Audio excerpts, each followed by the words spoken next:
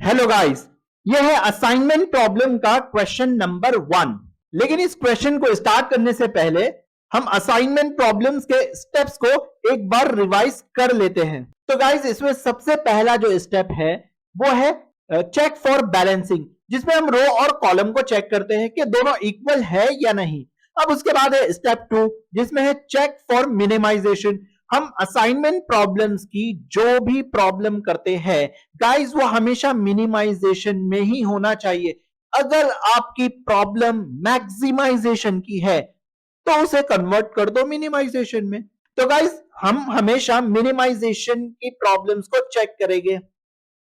अब मिनिमाइजेशन की प्रॉब्लम क्या हो सकती है? Problems for cost. अगर कोई कॉस्ट है तो कॉस्ट को मिनिमाइज करना होता है।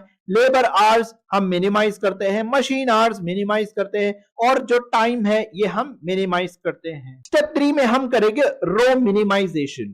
तो गाइस, रो मिनिमाइजेशन में हम लीस्ट वैल्यू लेंगे फ्रॉम रो से और उसी रो में उस वैल्यू को सब्ट्रैक्ट कर देंगे। अब इसी तरीके से स्टेप 4 है कॉलम मिनिमाइजेशन।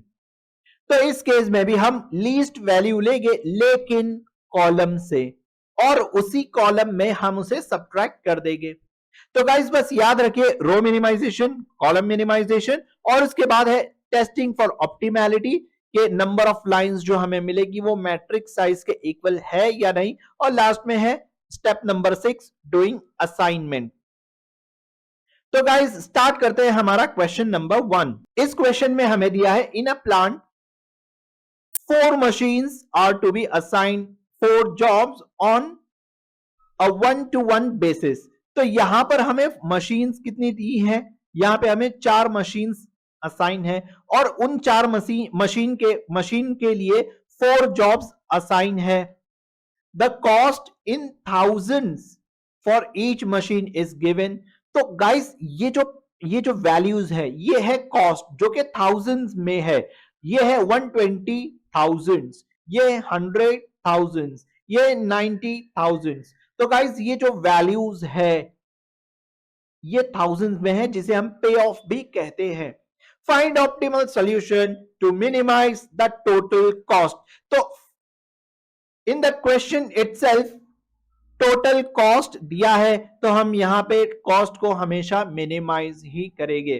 तो गाइज, यहां पर मैंने ऑलरेडी स्टेप्स लिख लिया है। जो सबसे पहला स्टेप्स है जो सबसे पहला स्टेप है वो है चेक फॉर बैलेंसिंग। तो गाइस, बैलेंसिंग के लिए हमें यह चेक करना है कि रो और कॉलम इक्वल है या नहीं। अगर मैं रो की बात करूं तो मेरे पास रो में 4 मशीन है, 1 2 3 4। और कॉलम की अगर मैं बात करूं तो कॉलम में मेरे पास 4 जॉब है, 1 2 3 4। तो मेरा जो रो है वो इक्वल है कॉलम के। तो मैं ये कह सकता हूं कि problem is balanced, therefore problem is balanced. Guys, अब हम बढ़ते हैं स्टेप नंबर 2 की तरफ। स्टेप नंबर 2 है चेक फॉर मिनिमाइजेशन। क्या ये मिनिमाइजेशन की प्रॉब्लम है? तो क्वेश्चन में ही दिया है कि ये मिनिमाइज द क्वेश्चन में ही दिया है to minimise the total cost, मतलब ये मिनिमाइजेशन की प्रॉब्लम है। तो हम यहां पर लिखेंगे it is a minimization, it is minimization problem. तो गाइज, हमें यहां पे मैक्सिमाइज टू मिनिमाइज करने की जरूरत नहीं, क्योंकि ऑलरेडी प्रॉब्लम मिनिमाइजेशन में ही है। अब जो है स्टेप नंबर 3। तो गाइज, स्टेप नंबर 3 में हमें रो मिनिमाइजेशन करना है। तो हर रो मिनिमाइजेशन, कॉलम मिनिमाइजेशन के लिए आपको इस तरह का टेबल बनाना ही है। तो गाइज, रो मिनिमाइजेशन में हम क्या करते हैं? हमारे पास कितनी रोज है? हमारे पास रोज है, मैं इसे नीट और क्लीन कर देता हूं फर्स्ट। तो गाइज, हमारे पास है 4 रो। यह है रो 1, यह है रो 2, यह है रो 3 और यह है रो 4। मैं सबसे पहले रो 1 को ले लेता हूं। तो रो 1 मुझे ए में मिलेगा। रो 1 में गाइस सबसे छोटा नंबर, सबसे लीस्ट वैल्यू कौन सी है? वो है 80। तो गाइस, मैं 80 को इस रो के हर नंबर से माइनस करूंगा। जैसे 120 माइनस 80, 120 माइनस 80 गाइस कितना होता है? 100 माइनस 80, 80 माइनस 80 और 90 माइनस 80। तो मैं इस रो में जो जो भी एलिमेंट, जो जो भी नंबर्स है, उन नंबर्स से मैं इस लीस्ट नंबर को, इस लीस्ट वैल्यू को मैं माइनस कर दूंगा। तो गाइज मुझे यहां पे कितना मिलेगा? मुझे फर्स्ट रो में मिलेगा 120 में से अगर मैं 80 माइनस करता हूं तो मुझे मिलेगा 40। अब 100 माइनस 80, यहां पर मुझे मिलेगा 20 और 80 माइनस 80 मुझे मिलेगा 0 और 90 माइनस 80 मुझे मिलेगा 10। तो गाइस फर्स्ट रो को मैंने मिनिमाइज कर लिया है। अब इसी तरीके से मैं इन सारी रोज को मिनिमाइज करता हूं। तो जो सेकेंड रो है उनमें सबसे लीस्ट, सबसे छोटा नंबर है 70। तो मैं यहां पे लिखूंगा 80 माइनस 70, 90 माइनस 70, 110 माइनस 70 और 70 माइनस 70। तो गाइस सबसे पहले अगर मैं 80 माइनस 70 करता हूं तो यहां पे आएगा 10 और 90 माइनस 70 करता हूं तो यहां पे आएगा 20 और 110 माइनस 70 करता हूं तो यहां पर मुझे मिलेगा 40 और इसी तरीके से 70 माइनस 70 करता हूं तो गाइस यहां पर मुझे मिलने वाला है 0। तो गाइस मैंने सेकेंड रो को भी मिनिमाइज कर लिया है। अब हम बढ़ते हैं रो 3 की तरफ। इस रो 3 में गाइस सबसे छोटा नंबर है 100।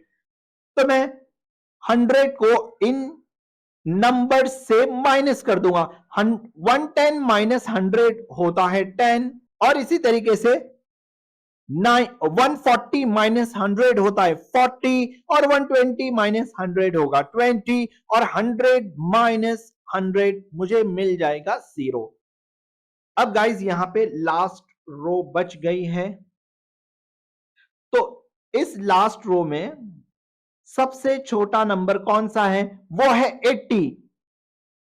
तो गाइज यहां पे मैं लिखूंगा 90 माइनस 80 होगा 10, अगेन 90 माइनस 80 होगा 10, 80 माइनस 80 मुझे मिल जाएगा 0 और 90 माइनस 80 मुझे यहां पे मिल जाएगा 10। तो गाइज हमने स्टेप नंबर 3 जो कि रो मिनिमाइजेशन है सक्सेसफुली कर लिया है। अब हम बढ़ते हैं स्टेप नंबर 4 की तरफ।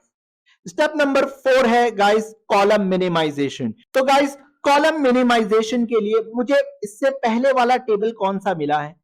रो मिनिमाइजेशन से जो मुझे टेबल मिला है, ये वाला टेबल, मैं इसी टेबल का यूज करूंगा। गाइस मुझे इस टेबल से अभी कोई लेना देना नहीं है, मैं इस टेबल को यूज करने वाला हूं जो मुझे पिछले स्टेप में मिला है। तो गाइस मेरे पास जो कॉलम है वो है first column, second column, third column और ये फोर्थ कॉलम। तो गाइस फर्स्ट कॉलम में सबसे छोटा नंबर है 10। तो गाइस मैं यहां पे लिखूंगा 40 माइनस 10, 40 माइनस 10 होगा 30। फिर उसके बाद है 10 माइनस 10 होगा 0, मैं यहां पे लिख दूंगा 0। फिर अगेन 10 माइनस 10 होगा 0, अगेन 10 माइनस 10 मुझे मिलेगा 0। तो गाइज अब मैं इसे क्लीन कर देता हूं। अब हम बढ़ते हैं नेक्स्ट कॉलम की तरफ। तो गाइज नेक्स्ट कॉलम में सबसे छोटा नंबर है 10। तो इस हिसाब से मेरा जो फर्स्ट नंबर होगा 20 माइनस 10 हो जाएगा 10, अगेन 20 माइनस 10 हो जाएगा 10, देन 40 माइनस 10 हो जाएगा 30 एंड 10 माइनस 10 मुझे मिलेगा 0। अब गाइज मैं इसे क्लीन करता हूं और हम बढ़ते हैं कॉलम नंबर 3 की तरफ। तो गाइस कॉलम नंबर 3 में सबसे छोटा नंबर है 0। तो 0 होने की वजह से ये कॉलम एज इट इज रहेगा। 0 minus 0 0, 40 minus 0 40, then 20 minus 0 20, then 0 minus 0 0। अब बारी आती है कॉलम नंबर 4 की जिसमें अगेन मुझे सबसे छोटा नंबर मिल रहा है 0। तो ये कॉलम भी एज इट इज रहेगा। 10 माइनस 0 होता है 10, इसी तरीके से 0 माइनस 0 होगा 0, 0 माइनस 0 होगा 0 और यहां पे 10 माइनस 0 होगा 10। तो गाइस हमने स्टेप नंबर 4 को भी कंप्लीट कर लिया है। अब हम बढ़ते हैं स्टेप नंबर 5 की तरफ। गाइस स्टेप नंबर 5 में हमें टेस्टिंग ऑफ ऑप्टिमैलिटी करना है। हमें ये चेक करना है कि जो सॉल्यूशन हमें स्टेप नंबर 4 में मिला है वो ऑप्टिमल है या नहीं। तो गाइस इसे मैं जल्दी से कॉपी कर लेता हूं। मुझे सेम टेबल यहां पर कॉपी करना है तो मैं इसे कॉपी कर लेता हूं। तो गाइस मैंने हूबहू ये टेबल यहां पे कॉपी कर लिया है। अब मुझे चेक करना है कि whether this solution is optimal और नॉट। तो गाइस ऑप्टिमैलिटी को सॉल्यूशन की ऑप्टिमैलिटी को चेक करने के लिए हमें यहां पर बनाना होगा number of lines. Number of lines का एक रूल है गाइस, हमें जो जीरोस रो और कॉलम में दिख रहे हैं तो हमें लाइंस कुछ ऐसी बनाना है कि एक लाइन में ही मैक्सिमम जीरो को हम कैंसिल कर सके। फॉर एग्जांपल यहां पे मान लो 1 0 और 1 0 और यहां पे 1 0 और 1 0 और 1 0। तो गाइस यहां पे कितनी लाइन बन सकती है, हम कम से कम कितनी लाइन में इन जीरो को कैंसिल कैंसिल आउट कर सकते हैं। तो गाइस हम कम से कम 2 लाइंस में इन जीरो को कैंसिल आउट कर सकते हैं। पहली लाइन ऐसी होगी और दूसरी लाइन ऐसी होगी और इस तरीके से सारे जीरो इस लाइन से कैंसिल हो जाएंगे और मैं ये कह सकता हूं कि सारे जीरो इस लाइन से कवर हो जाएंगे। लेकिन गाइस अगर आप ऐसे बनाओगे ये कॉलम में इस तरीके से, ये कॉलम में इस तरीके से और ये कॉलम, तो यहां पे हमें 3 लाइन लग रही है इन जीरोस को कवर करने के लिए, जो कि मैक्सिमम लाइंस यहां पे हैं। तो गाइस हमें कम से कम लाइन में इन सारे जीरोस को कवर करना है। हम ऐसे भी कर सकते हैं, ये पहला रो जीरो कैंसिल, ये दूसरा जीरो कैंसिल, ये तीसरा जीरो कैंसिल और ये चौथी लाइन में तीनों जीरो कैंसिल। लेकिन गाइस यहां पे हमें नंबर ऑफ लाइंस 3 लग रही है और हमारा मेन गोल ये है कि हम कम से कम लाइन में ज्यादा से ज्यादा जीरो को कवर कर सके या कैंसिल कर सके। तो गाइस मैं यहां पे देखता हूं नंबर ऑफ जीरोस की तादाद कहां पे ज्यादा है। तो गाइस इन जीरोस को अगर मैं ऐसी लाइन खींचता हूं तो ये 3 जीरो एक साथ कैंसिल आउट हो गए या कवर अप हो गए। अब गाइस मैक्सिमम यहां पे 2 जीरोस हैं तो हम कुछ इस तरीके से कैंसिल आउट इसे कर सकते हैं। अब यहां पे 2 जीरोस हैं तो हम इस तरीके से कैंसिल आउट कर सकते हैं। अब यहां पे एक जीरो बच गया है तो एक जीरो को आप या तो ऐसे कर लो या फिर आप ऐसे कर लो क्योंकि एक लाइन तो बननी ही है। तो गाइस इस केस में मेरे पास जो नंबर ऑफ लाइंस है वो है 1 2 3 4। तो मैं यहां पे लिखता हूं नंबर ऑफ लाइंस जो है 4 और यहां पे मेरे पास जो मैट्रिक्स साइज है गाइस, जो मैट्रिक्स साइज मेरे पास है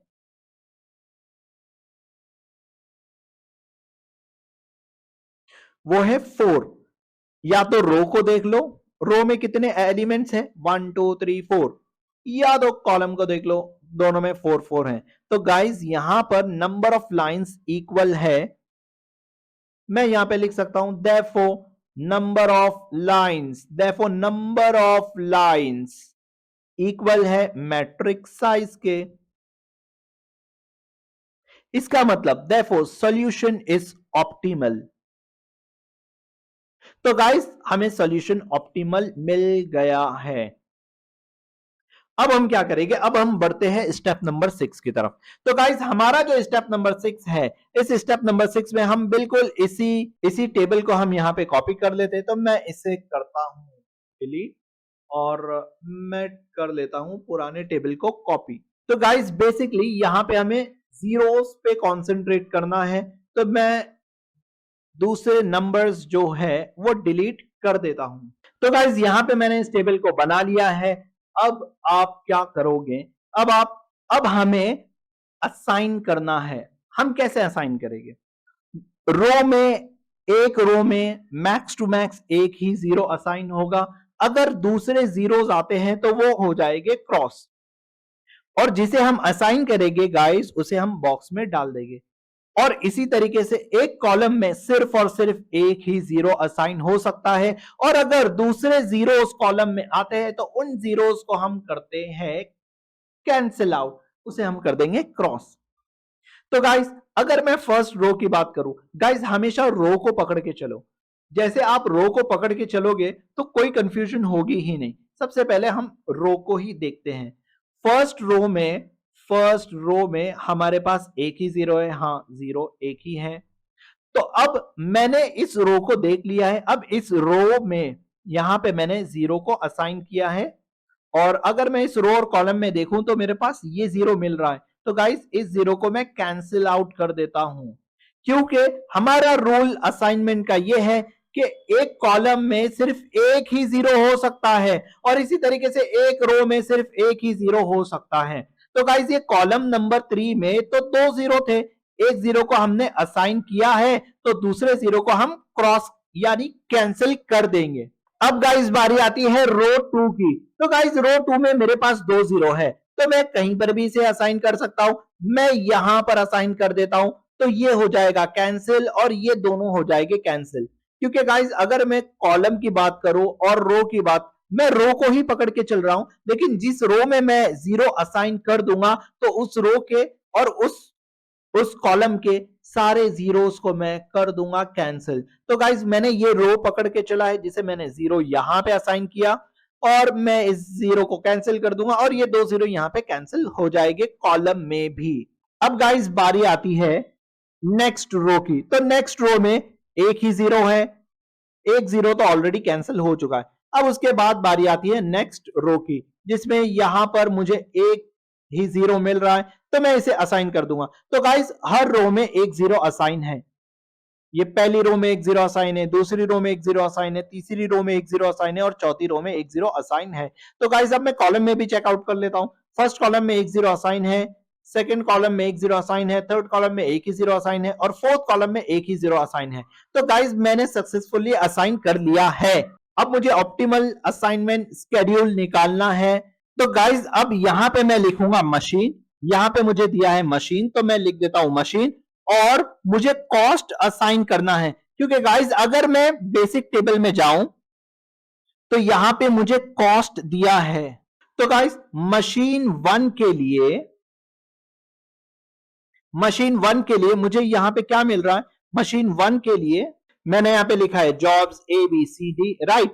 तो गाइस मशीन 1 के लिए, अगर 1 के लिए मैंने क्या असाइन किया? मैंने बी को असाइन किया है। मशीन 1 के लिए मैंने बी को असाइन किया है। तो गाइस मैं मशीन 1 के लिए बी की वैल्यू को देखता हूं अपने एक्चुअल टेबल में, वो है 80 रुपीज, नॉट 80 रुपीज, ये कुछ थाउजेंड्स में है, राइट। तो ये 80,000 रहेगा। तो गाइज यहां पर मैं लिखूंगा 1 और यहां पे मैं लिखूंगा 80। तो मशीन 1 के लिए 80,000 सबसे पहला असाइन हुआ है। अब गाइज यहां पे कॉलम 2 में मैंने असाइन किया है डी को 0, राइट। तो मैं कॉलम 2 में डी देखता हूं, कॉलम 2 में मैं डी को देखूंगा जो कि है यहां पर 90। कॉलम 2 में मुझे डी को देखना है जो कि यहां पे 90। तो ये सेकंड मशीन को मैं 90 डाल देता हूं डी के सामने। यहां पे सेकंड मशीन है और यहां पे है 90,000। कॉलम 3 में मशीन 3 के लिए मैंने असाइन किया है ए को, मशीन 3 के लिए मैंने असाइन किया है ए को। तो गाइज मैं मशीन 3 में ए को देखता हूं तो मुझे मिलेगा 80। तो मैं यहां पे मशीन 3 में मुझे ए को असाइन करना है, थर्ड मशीन, और यहां पे लिख दूंगा 80। अब इसी तरीके से गाइज मशीन 4 में मैंने सी को असाइन किया है, तो जॉब सी मशीन 4 में असाइन हुआ है। मैं यहां पे लिख देता हूं 4 और मैं देखता हूं कि इसकी वैल्यू क्या है। 4 में सी की वैल्यू क्या है? तो गाइस 4 में सी की वैल्यू है 100, तो मैं यहां पे लिख दूंगा 100। तो गाइस ये टेबल मैंने सक्सेसफुली क्रिएट कर लिया है। मैं जॉब ए को मशीन 3 के लिए असाइन करूंगा जिसमें मुझे कॉस्ट आएगा 80,000, और मैं जॉब बी को मशीन 1 के लिए असाइन करूंगा जिसमें मुझे कॉस्ट आएगा अगेन 80,000, और मैं जॉब सी को मशीन 4 के लिए असाइन करूंगा जिसमें मुझे कॉस्ट आएगा 100,000, और इसी तरीके से जॉब डी को मशीन 2 के लिए असाइन करूंगा जिसमें मुझे कॉस्ट आएगा 90,000। तो गाइस यहां पर मुझे मिनिमम कॉस्ट कितना मिल रहा है? अगर मैं इनको टोटल करूं, 80 + 80 होता है 60, 160 प्लस 100 होता है 260, 260 प्लस 90 होता है 350। तो गाइज ये है 350, क्योंकि ये थाउजेंड्स में है तो एक्चुअली मैं आंसर यहां पे लिखूंगा मिनिमम कॉस्ट इक्वल्स टू ₹350,000। तो गाइज हमने क्वेश्चन 1 को सक्सेसफुली सॉल्व कर लिया है। अब मिलते हैं नेक्स्ट क्वेश्चन में।